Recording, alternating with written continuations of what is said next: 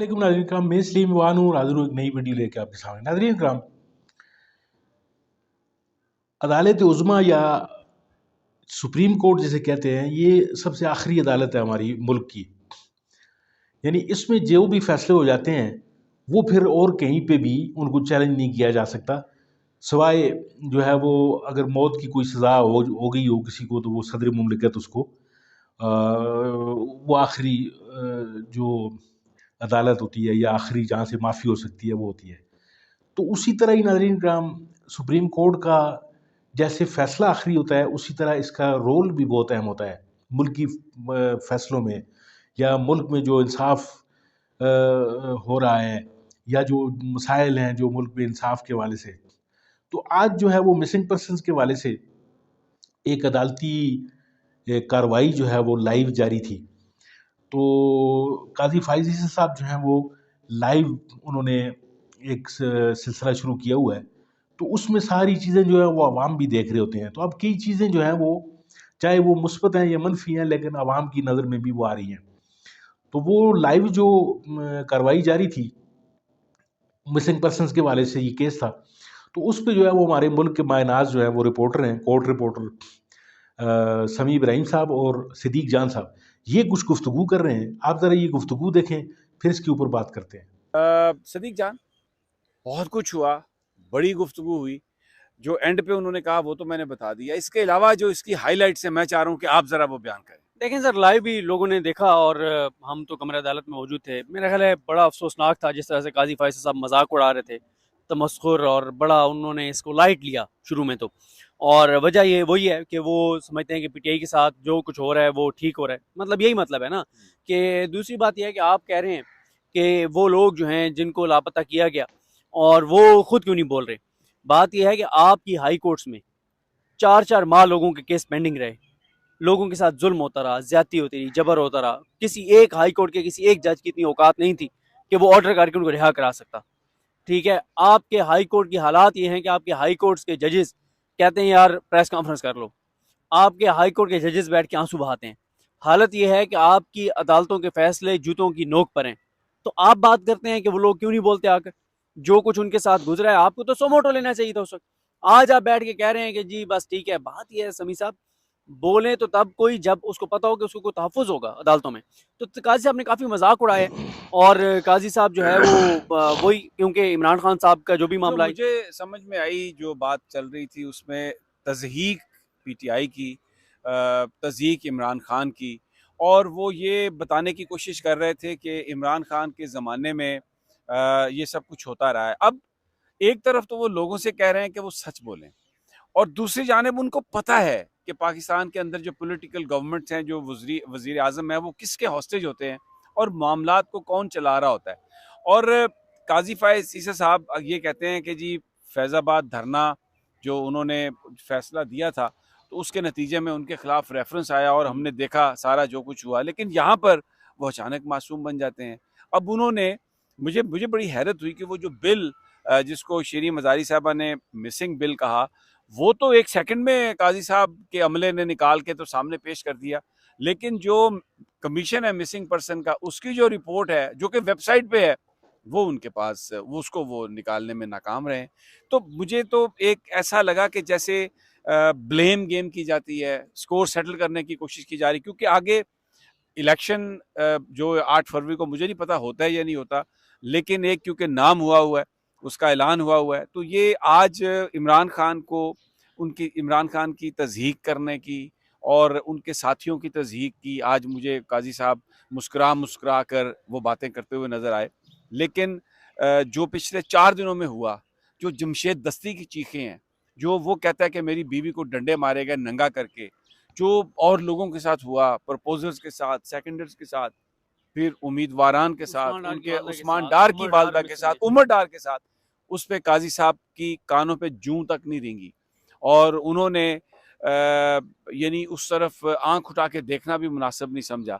तो मुझे एक मुनाफिकत, एक अंग्रेजी में जिसे हिपोक्रेसी कहते हैं, कहा है उन्होंने कि हम हल करेंगे, मैंने अपने इब्तदाई में भी ये कहा, लेकिन मुझे ये लगता है कि ये सिर्फ एक प्रोग्राम है पीटीआई की बेइज्जती का, एक प्रोग्राम है इमरान खान की बेइज्जती का, ये जानते हुए भी कि जो कुछ भी हुआ उस वक्त भी, ये जो मिसिंग पर्सन का मामला है इसको कौन हैंडल करता है? काजी साहब को नहीं पता किससे ये सुन के सुनवा के क्या ये करना चाहते हैं। और बड़ी उनको इस पर तकलीफ हुई कि इमरान रियाज का सिर्फ नाम क्यों लिख लिया मिसिंग जर्नलिस्टों में, और क्यों नाम नहीं लिखे। कहा शुएब शाहीन साहब ने कि 2023 के सिर्फ जो वाकयात हैं, लाइव इश्यूज का हमने जिक्र किया।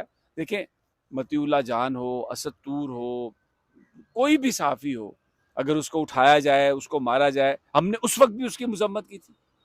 हम वो वाहिद लोग हैं जिन्होंने मजम्मत की थी और अभी भी मजम्मत करते हैं। लेकिन आज जो अदालत का मुझे जो नज़र आया है, जो एक एटीट्यूड जो नज़र आया है, मुझे तो बड़ा दुख हुआ, बड़ी तकलीफ से मैं ये सब देख रहा था। देखें, वो ये कह रहे थे काजी फैसल साहब कि जनाब हमने बड़े मसाइल हल किए मिसिंग पर्सनस के उधर, उसमें क्या कहते हैं बलूचिस्तान में, और ये बड़ा इशू है और ये है वो है सारा कुछ।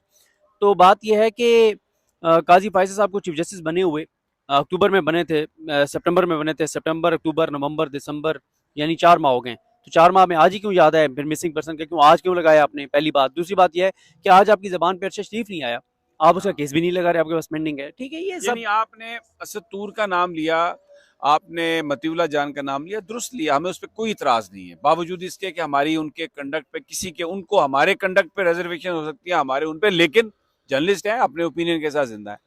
अरशद शरीफ तो शहीद हुआ है, वाहिद पाकिस्तानी एंकर उस लेवल का जिसको इस तरह से शहीद किया गया, वो काजी साहब ने जिक्र, उसका तो उन्होंने कहा कि नहीं जी, कोई जिक्र ही करना मुनासिब नहीं है। इमरान रियाज जो 5 महीने जो बेचारा बोल नहीं सक रहा, अभी उसकी लुकनत अब किसी हद तक वो काबू में आई है, जो उसकी फैमिली जिस अजाब से गुजरी है उसके नाम पर उन्हें तकलीफ हो गई कि जी वो। नाज़रीन किराम, आपने गुफ्तगू देखी, जैसा कि ये दोनों हजरात फरमा रहे थे कि किस तरीके से जो है वो आज प्रोसीडिंग हुई, और काजी साहब का जो रवैया है, यानी वो पूरा मुल्क 25 करोड़ लोग भी देख रहे थे कि कैसे वो शुएब शाहीन साहब या कोई भी वकील जो आता है उनके सामने, उसको जो है उनको तंज करना, उन पे वो गुफ्तगू को कोई और रंग दे देना, कुछ सियासी चीज़ों की तरफ लेके चीज़ों को जाना। अब जैसा कि वो काजी साहब फरमा रहे थे, लाइव अगर आपने देखा होगा, तो शुएब शाहीन साहब को वो फरमा रहे थे कि जी आपने इमरान रियाज खान का सिर्फ उनका नाम क्यों लिखाया आपने? क्या और लोग नहीं मिसिंग हुए साफ़ी, जिनमें मतीला जान और वो एक असद अली तूर साहब हैं, वो हुए, और भी इस तरह के ही लोग जो हैं वो मिसिंग हुए।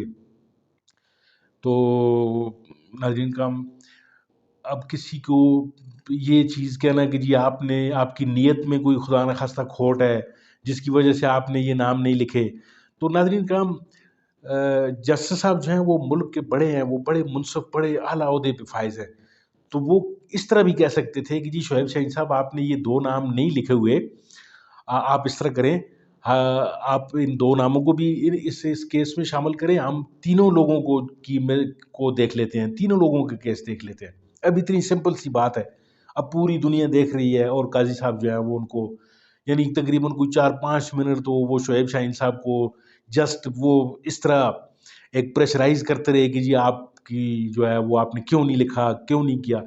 तो नाज़रीन किराम, असल में जो है वो काम अदालत का होता है कि अदालत वो देख रही होती है, वो सू मोटो इख्तियार जो है वो इसलिए अदालत को आइन ने दिया हुआ है कि वो खुद भी कोई चीज़ न देखे। अब काजी फाजिल साहब जो है वो खुद भी जो है इसी पाकिस्तान में रहते हैं, उनको सारे हालात का पता है, उनको पीटीआई के साथ जो कुछ हो रहा है, जो कुछ मामलात जो इनके लोगों के साथ, यानी इलेक्शन कमीशन जो कुछ कर रहा है, या जो बाकी जो लोग हैं, जिस तरीके से ये इनको पकड़ धकड़ जारी है इनकी, जिस तरह इनको पकड़ कर जो है वो इनसे बयान दिलवाए जा रहे हैं, या इनसे जो है वो प्रेस कॉन्फ्रेंसें करवा कर पार्टियां छुड़वाई जा रही हैं, या और दीगर जो आपने देखा होगा रिटर्निंग ऑफिसर्स जो हैं वो कागजात नहीं ले रहे, या उनसे कागजात छीने जा रहे हैं। तो क्या ये चीफ जस्टिस साहब को नहीं पता इन चीज़ों का, इन नाइंसाफियों का नहीं पता? क्या उनको नहीं पता कि इमरान रियाज खान साहब जो है वो 4-5 महीने गायब रहे, फिर वो वापस आए, और वो जो है वो अब बोल नहीं सकते? तो कहने का मकसद ये है नाज़रीन किराम कि ये सब एक पता नहीं किस तरफ ये जा रहा है मुल्क, मुझे नहीं समझ आ रही। काजी फ़ायज़ ईसा साहब बहुत बड़े जज हैं, इनके जो गुज़श्ता फ़ैसले हैं, यानी बड़े इन्होंने इल्मी और यानी बड़ी ज़बरदस्त किस्म की इन्होंने फैसले किए, लेकिन अब न जाने क्यों ये जो है वो तजाइल अरफाना से काम ले रहे हैं। कुछ चीज़ें ये देख कर भी अनदेखी कर रहे हैं और उनको केस में के जो टेक्निकल पॉइंट्स हैं, उनमें ये कुछ न जाने छुपाने की कोशिश कर रहे हैं या न जाने क्यों इन इन चीज़ों को जावा ये दे रहे हैं। सिंपल बात ये है कि ये केस लगाएँ, केस करें और इंसाफ़ करते हुए ये भी नज़र आएँ और हमें इंसाफ़ होता हुआ भी नज़र आए। नाज़रीन इकराम, आपका बहुत-बहुत शुक्रिया, आपने वीडियो देखी। अपने कमेंट्स जो हैं वो अपनी राय का इज़हार कमेंट्स में ज़रूर करें। मेरी वीडियो अगर आपको अच्छी लग रही हो तो इसे लाइक कीजिए और मेरे चैनल को ज़रूर सब्सक्राइब कीजिए।